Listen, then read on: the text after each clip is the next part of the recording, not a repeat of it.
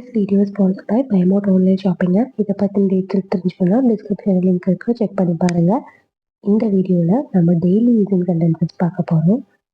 Serials எல்லாம் நிறைய பார்த்துருப்போம். இந்த ஹீரோயினை கடத்தி வச்சுருப்பாங்க. அவங்க இங்கேருந்து எப்படி தப்பிக்கிறது அப்படிலாம் யோசிச்சுட்டு இருப்பாங்க இல்லையா? அதை நம்ம எப்படி இங்கிலீஷில் சொல்லலாம்?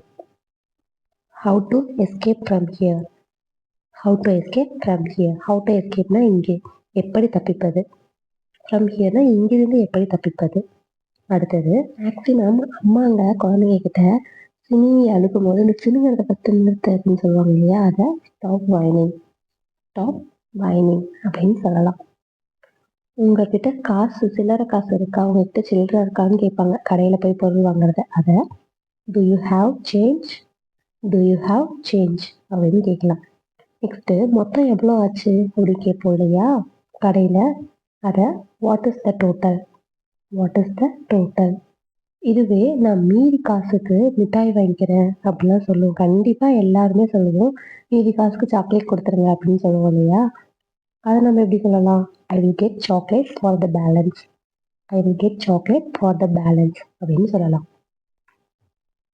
நெக்ஸ்ட் ஒன், என் நேரத்தை வீணாக்காது அப்படின்னு சொல்லுவோம். கண்டிப்பாக ஏதோ ஒரு பிரச்சனை அப்படின்னா அவங்க பொய் சொல்கிறாங்கன்னு தெரியும், பட் ஆனால் நம்ம அவங்க சொல்கிறத கேட்டுட்ருப்போம். ஒரு பாயிண்ட்டுக்கு அப்புறம் என்னோட நேரத்தை வீணாக்கிறத நிறுத்தி, நீ கண்டிப்பாக பொய் சொல்கிறது எனக்கு நல்லா தெரியுது அப்படிலாம் சொல்லுவோம் இல்லையா? அதை stop wasting my time, stop wasting my time அப்படின்னு சொல்லலாம். இந்த மாதிரியான டெய்லி யூசிங் சென்டென்சஸ் நம்ம கற்றுக்கிட்டாலே இங்கிலீஷ் ஃப்ளூவெண்ட்டாக பேசலாம். அண்ட் இதை உங்கள் டெய்லி லைஃப்பில் யூஸ் பண்ணி பாருங்கள். உண்மையை மட்டும் சொல்லு அப்படின்னு சொல்லுவோம் இல்லையா? மிரட்டும் போது உண்மையை மட்டும் சொல்லு, பொய் சொல்லக்கூடாது அப்படிலாம் சொல்லுவோம். அதை நம்ம எப்படி இங்கிலீஷில் கேட்கலாம்? Just tell the truth, just tell the truth அப்படின்னா உண்மையை மட்டும் சொல்லு அப்படின்னு அர்த்தம். அண்ட் இந்த மாதிரியான சென்டென்சஸை உங்கள் குழந்தைங்களுக்கும் சொல்லிக் கொடுங்க. அவங்களோட நாலேஜும் டெவலப் ஆகட்டும். ஏன்னா சின்ன வயசுலேருந்தே சொல்லிக் கொடுத்தா இங்கிலீஷ் இன்னும் ஈஸியாக இருக்கும். உன்னால் எப்படி இதை செய்ய முடிஞ்சது அப்படிலாம் கேட்போம் இல்லையா? உன்னால் மட்டும் எப்படி இதை செய்ய முடிஞ்சது, எங்களால் யாராலையுமே முடியல அப்படிலாம் சொல்லுவோம்ல.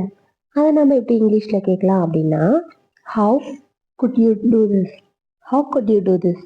உன்னால் மட்டும் எப்படி இது செய்ய முடிஞ்சது அப்படின்னு கேட்குறது தான் இதோட அர்த்தம். நம்ம டே டு டே லைஃப்பில் இந்த மாதிரியான சென்டென்சஸ் தான் கண்டிப்பாக அதிகமாக பேசுவோம்.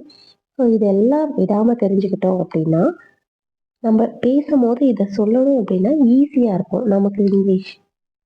நான் உன்னை விடமாட்டேன் அப்படின்னு சொல்லுவோம் இல்லையா? இந்த சீரியஸ்லாம் சொல்லுவாங்க, கண்டிப்பாக நான் உன்னை விடமாட்டேன், உன்னை பழி வாங்கி தீருவேன் அப்படிலாம் சொல்லுவாங்கல்ல. அதை தான் நம்ம இங்கிலீஷில் இப்போ இந்த மாதிரி சொல்லலாம். ஐ won't spare you, I won't spare you அப்படின்னா நான் உன்னை விடமாட்டேன் அப்படின்னு அர்த்தம்.